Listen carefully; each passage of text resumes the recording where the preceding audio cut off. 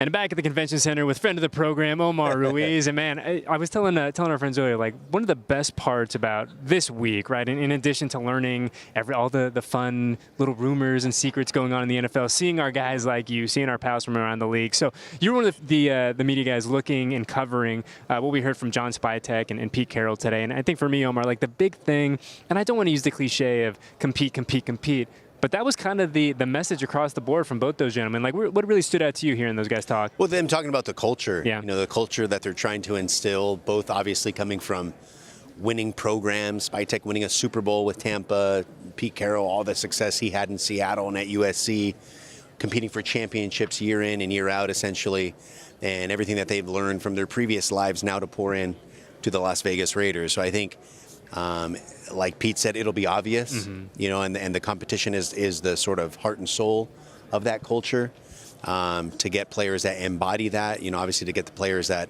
are talented enough to embody that, but to play relentlessly the way they need to, I think will be a fun challenge. Because I do remember, back to the early 2010, 2011, before the Legion of Boom really took off, that there were still hard teams to play against, the Seattle Seahawks were, before they got Russell Wilson, before they got Bobby Wagner. But, in Richard Sherman's rookie year and Earl Thomas was Cam Chancellor, they're just starting out.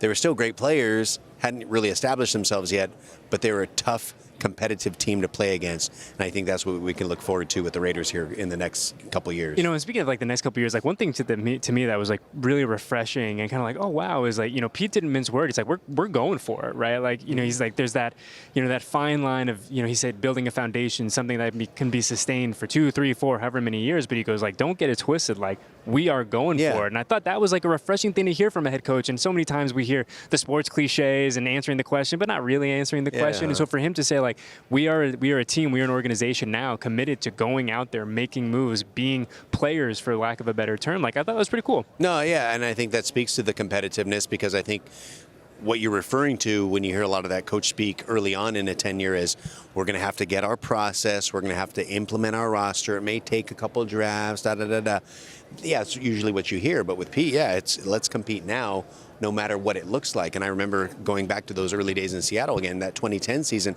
they were still 7-9. Yeah. They weren't nearly what they wanted to be, but they did win their division. They won the NFC West that year.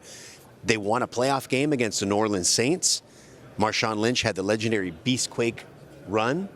And so they advanced into the playoffs before they had even established anything yet. And they weren't the full-fledged Seahawks as we knew them to be eventually as Super Bowl champions. So in his first year, they weren't yet finishing with a winning record, but they were still competing. They won the division, and they won a playoff game. And so I think that's what he's talking about, that yes, we may be in rebuilding mode, so to speak, but we are still going to compete. We are still going to try to win. It's just now they're in a division that's as competitive as all get out in the NFL. So that's going to be exciting to see how the Raiders fit in there. Yeah, and I'm glad you kind of brought up Pete's process, right? Because another thing he talked about a lot is understanding that he does have a process. There's a method to the madness, for lack of a better term. And I think that how important is it for this Raiders team right now, coming off of a season like they had a year ago, to have someone in place who says, look, I know how to do it. Like, I know how to get us through this long and winding road. And yes, there's going to be some deviations to the process a little bit, but like the core fundamentals of what Pete Carroll and John Spytek are going to be about, like those are clear, defined, and those are not going to be changing anytime soon. And I think we just look in the division the last couple of years with Jim Harbaugh taking over in L.A. and them immediately going to the playoffs, and Sean Payton. They were, struggling. I think his first year in Denver, maybe 1-5, but they rallied and were in the playoff hunt. And then obviously last year they went to the playoffs, and obviously Kansas City, is there every year with Patrick Mahomes. But just seeing what immediate difference a coach can make, we've seen it in that division the last couple of years. And I think Pete Carroll and John Spytek and the program that they instill there will be no exception. I would expect them to be at least competitive and to improve dramatically. It may not be apparent with what we see on the roster this year, but it'll be apparent in how they play. obviously, especially this week, the fan base is all fired up, and I totally get it about the state of the quarterback position, right? And this is kind of the week where it feels like everything really ratchets up in terms of intensity and rumors and what are this team going to do, that team going to do. And look, it's no secret that the Raiders need to figure out the quarterback position. I think that's been obvious and has been spoken about by people in the building, outside the building. When you look at the state of the Raiders quarterback room, and we heard from Spytek earlier, and he said, look, like everything is on the table. We're going to evaluate the guys we have here, but there's an area to make us better. We're going to do that. Like, just kind of as we sit here the last week of February, how do you kind of view the state of the Raiders quarterback room?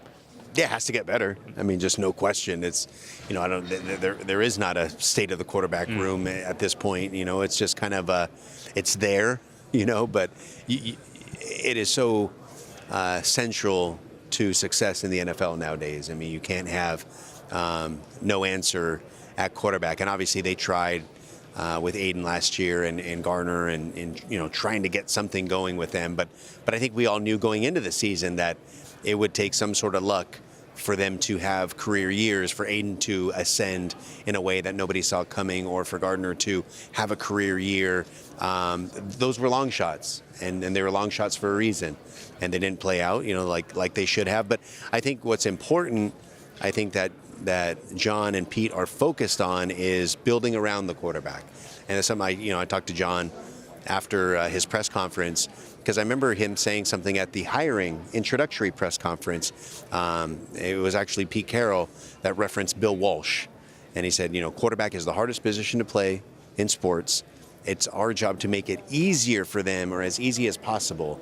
And so what that looks like is not necessarily you got to have a star wide receiver or whatever. It's having a great defense. It's having that strong running game, and Pete elaborated on that. And it's not just running for running its sake. It's to help the quarterback, to take the pressure off of him, play in and play out, to open up the offense in every way. So there's so many aspects to improving the quarterback room, to improving the quarterback play, which I think we'll see with how they play, and obviously we'll see that in what they do with the roster as well. Do you think, and this might be kind of like a meta question, Omar, but do you think that we put too much emphasis, too many eggs in the basket of quarterback play in 2025? Because again, we go back to some of those teams that Pete had a lot of success with, even in, 22, right? You look at that Seahawks team, and it was built, like you said, around the quarterback, like this idea of team building and making it quarterback friendly. But do you think we as fans put too much stock into who the guy under center is?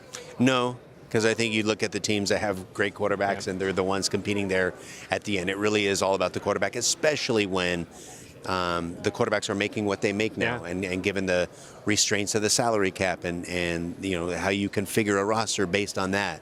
So it is all about the quarterback. It is about the quarterback that can elevate those around him, inspire, motivate guys on rookie contracts to play hard, to improve them. We saw with Josh Allen, how good he was this past season. They got rid of Stephon Diggs. They lost Gabe Davis.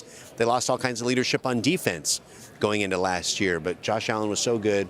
He was able to make a lot of those, new look receivers play like Pro Bowlers.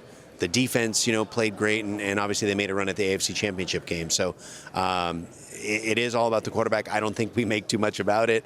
And we just saw what it is with the Raiders. I thought we were all optimistic about the Raiders' fortunes going into 24 based on how the defense had improved. And, they went from one of the worst in the league in 22 to middle of the road in 23. So we thought, okay, if they can the next logical step, if they can become upper echelon in 24, then maybe it won't matter as much what they do offensively, as long as they take care of the football. But obviously it didn't play out that way, and turnovers happen, and it's sort of reflective of no, you really do need the quarterback, unless you have an all-time defense like the 2000 Ravens or 85 Bears, then maybe it's a different conversation. But outside of that, in today's NFL, I don't think you can put too much emphasis on quarterback. I'm glad you brought up the defense, because in so many ways, and we've talked about this a lot, 2025 is going to be a season of new for the Las Vegas Raiders, right? New GM, new head coach, new system, a lot of new faces, right? But there is going to be the continuity in terms of the defense, right? With Patrick Graham coming back, a really important guy that the Raiders brought back. The continuity with a lot of these guys who are upcoming free agents and pending free agents, how important was it for this organization in this kind of realm of a lot of new shiny things to make sure, hey, the guy who's in charge of the defense that we, like we talked about, is ascending, and we hope to kind of take that next step this year, to make sure that is, locked in and not going anywhere? I think it validates the confidence that everybody has in Patrick Graham. I think everybody has thought, okay, this is a guy that, he's had head coaching interviews. Yeah. We've seen the ascension of that defense, and obviously took a little step back, and I think the team as a whole obviously performed under expectations. We just talked about the quarterback for a long time, Max Crosby, playing through injury. And in spite of that, I think there's still confidence in Patrick Graham, and especially with now under Pete Carroll, who's been a defensive mind for years and years and years, the impact that he'll have on that defense as well, and improving the roster and the things that he sees, not to mention the competitive component that'll be a part of that program that'll also elevate the defense and what Patrick Graham does. So I think that's a benefit to a lot of those young players that we saw, kind of shine at times last year, and will only help their growth to have that continuity this season. Omar, before I let you go, this is such a unique week on the NFL calendar. The entire NFL world in about 2 square miles from where we're sitting right now. Like, what are the big questions that you have, just in terms of a guy who covers the league, a fan of the league, that you are trying to get some answers to this week? Well, how deep truly the quarterback class is. I think we hear a lot about Cam Ward and Shedeur Sanders, and those guys seem to be surefire number ones, but do any of those other quarterbacks creep up, or do they? How many of them become day 2 picks? Or are we going to see a run on quarterbacks in day 3? So the depth there. We've seen guys like Jalen Hurts and Brock Purdy, guys that aren't number 1 picks, first round picks, make Super Bowl runs here recently, and so we don't have to necessarily see a first round pick become a Super Bowl quarterback.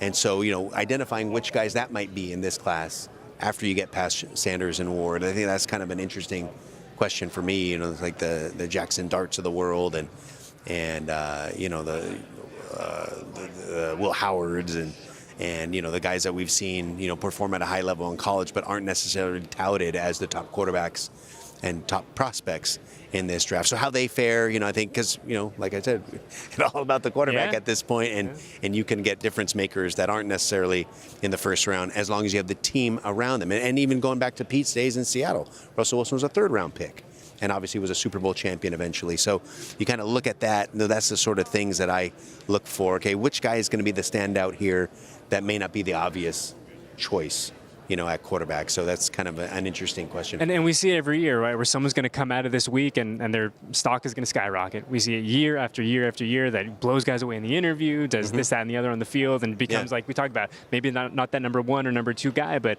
really launches himself into that number 3 position. And it's fascinating, right? This is a really fun week around the NFL. Like we talked about, our entire NFL world is here. All our pals are here. It's a lot of fun. It's like a big reunion. It is. It does feel like a reunion. Get to see Addy Pascal here. Omar, life is good. But we do appreciate you making a little time for us, man. Best of luck the rest of this week, and I'm sure we'll talk to you soon. Yeah, sounds good, Eddie. Cool. Thank you.